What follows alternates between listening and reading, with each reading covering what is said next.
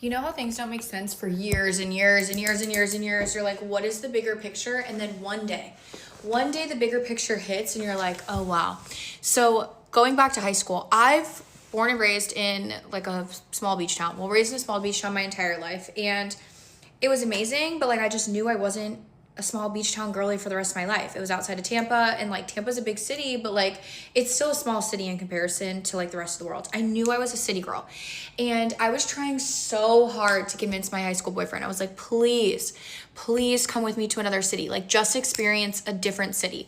He was like, no, Kat, I know I'm like meant to live here.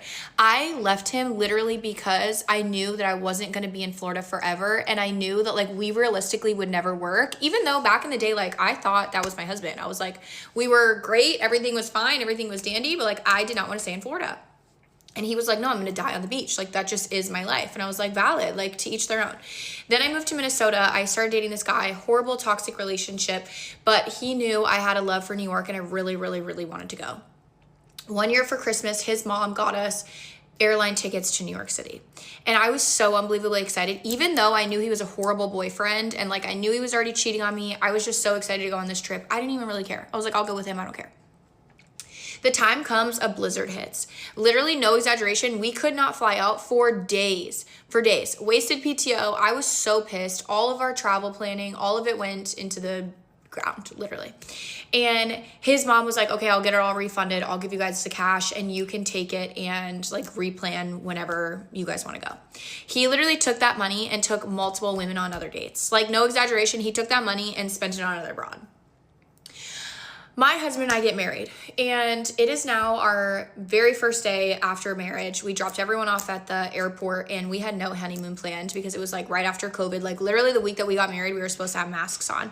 So we had no honeymoon planned because it's like, we're not going to leave the country in times like this, like whatever.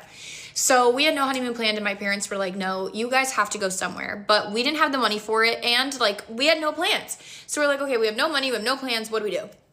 I went to Google. I said 3 cheapest flights out of Minneapolis this weekend. One was Chicago, one was Las Vegas, and the third one was New York City. We had been to Chicago together. He had been to Vegas. I hadn't been to Vegas and I didn't really have any care. And we were like, okay, so the only one that we haven't been to is New York City together at all, either like individually or together. On that trip, we flew out the very next morning. And on that trip, we were like, wow, this place is invigorating. This place is filled with energy. This place is just somewhere that feels like home. Like, we loved it the second we landed. We loved the chaos. We loved the energy. We loved that you could walk outside and be an endless opportunity. We loved that we get to walk